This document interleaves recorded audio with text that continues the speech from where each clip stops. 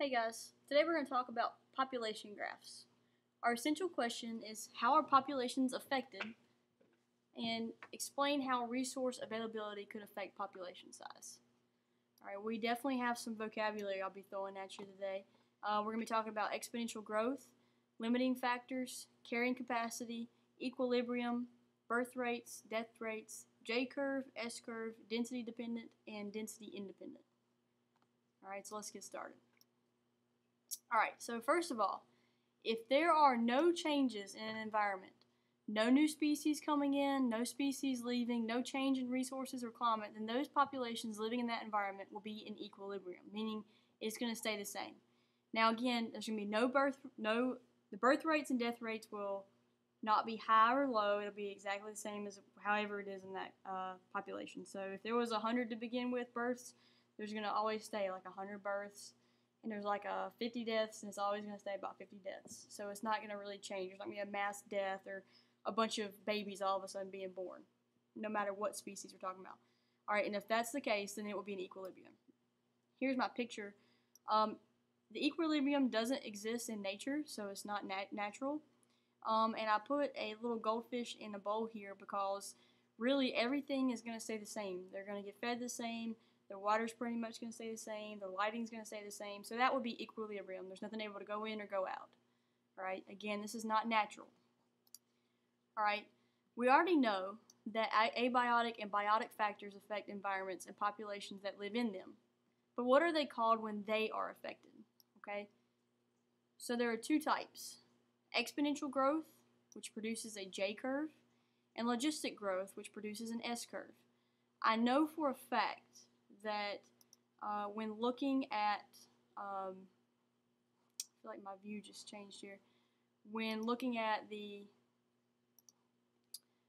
exponential growth, it'll normally say the J-curve, but it may not necessarily say logistic curve on your exam. All right, so here is an example of exponential growth. All right, growth grows at an extreme rate and it's rapid. So it may start kind of down here. Let me get a different color. One that actually show up. So maybe it starts down here, and then all of a sudden, for some reason, it goes up really high and it produces a graph that looks like a J. And if you look around here, I definitely put time in the wrong spot, but time should always be at the bottom, so I'll mark this out. I did that on both of mine. I guess I had a little bit of a brain fart here. So number of species will actually go right here. So I'll put the number sign and I'll mark that out. But anyways, during this amount of time, right here and right here, it grew very rapid. All right, and that produced a J-curve. So there are sometimes that a J-curve is produced in nature where an animal or a species just grows really well and really fast. Insects are really good about this. Some plants. Here is an example, kudzu. This is an example that the EOC wanted you to know about because it's in North Carolina. You've probably seen this driving down the road. It's got covers up like these valleys. There's a couple things they say of how this was formed or brought over here because they say it's really from Japan. And so we brought it over here to help with the control of water. If you notice, it's always in like places where maybe it would flood. Or they brought it over here because it was a pretty flower. And we're not really sure which one is the real reason. But they are here, and they don't belong. They're called an invasive species. So they're invasive or non-native, which means they don't belong here. They were brought overseas for some reason, and now they grow, and they take up too much space, and they grow very rapidly. So there are things here that used to be able to live, and now they can't because kudzu has taken it up. Alright. Again, birth rates of this plant is very high. Death rates are very low. So maybe I'll write that here. Birth rate equals high. Death rate they are low. Alright. Moving on to Pfiesteria. Okay. Pfiesteria is something else that happened in North Carolina along the Neuse River. If I click here, the Neuse is right here, that little line there, You see it's eastern North Carolina. Around that area is a lot of hog farms, and during a really bad hurricane in like 90, 91-ish or so, it caused flooding really bad in the eastern part of North Carolina, and lagoons, which are manure pits of hog waste, overflowed into the Neuse River, and it caused Pfiesteria to form. And you can see below, it actually caused these lesions on the fish. They basically go and eat away the skin. They can cause it to people. People were getting nauseated. They started worrying about the fisheries and all the people that were using the river, because there's a lot of people out east who use the river to make money. And so they shut down the river and started trying to get Pfiesteria under control. It also represents a J curve because, again, it hardly existed that we knew about, and then all of a sudden it shot up really fast. And so, again, that's a J curve showing exponential growth because they grew at an exponential rate. So again, that's high birth rate and a very low death rate. Pfiesteria is not good. It hurts the North Carolina economy because obviously fishing is a big industry, and using the water itself is huge there for farmland and everything else. So it very much hurt North Carolina. So that's why you guys need to know about it.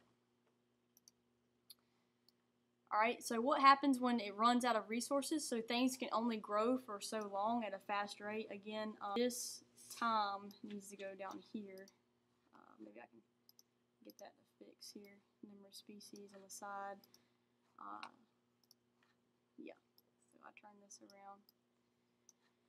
Okay, what happens when it runs out of resources?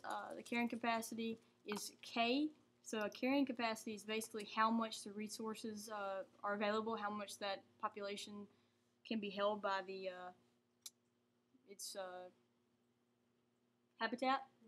So it's growing at a crazy rate, like before, and then it hits this, and it's going to overshoot it, and basically then it's going to go back down, and it's going to cause it to look like this. And so over a period of time, it'll actually look like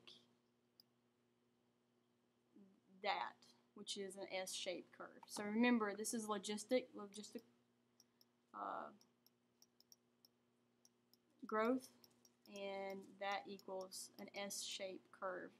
And it is because it runs into the carrying capacity, which says only this much can live here. There's only enough space for this many things, enough water, etc. So you think about, and the next thing we're going to talk about is how humans impact the amount of resources or the carrying capacity that's available. So that's pretty important. Alright, the last couple things you need to know is, what is a density independent population? Density independent means no matter what, it doesn't depend on the amount of people, because density is how many people are there, or how many species are in an area. So no matter how many there are, it's going to make a big impact. Alright, and this would be stuff like hurricanes, typhoons, or tsunamis, earthquakes, volcano eruptions. Any of those are density independent because it causes mass problems, but it doesn't have to deal with the amount of people. Alright, and this probably makes more sense when you look at density dependent, and that is diseases. So if there are a lot of people living in a big area, or an area like a bunch of people in New York City, a disease can spread a lot quicker when there's a high density there. So it's density dependent. And a disease that you're supposed to know for your EOC is something else that's in North Carolina. It's called Dutch elm disease, and it's a disease that is on trees and is spread by insects or the touching of roots of infected trees if they're grown close together along the street. It kills very valuable trees in North Carolina, so it can also hurt our logging industry, which is also very big in North Carolina. So these things, if we don't take care of, can hurt our ability to make money in North Carolina, which is, when you have a low economy anyway, not good. Alright, so to sum it all up, logistical curve is the S curve. It runs into the carrying capacity, which is saying only so much can live here. A J curve is exponential growth. It has only, it grows at such a very, very fast rate, and examples are Pfiesteria and kudzu. And now we're at density independent and density dependent. The next one we'll talk about limiting factors, which also plays very much into the carrying capacity. And we'll talk about other things that humans do to kind of mess up these populations.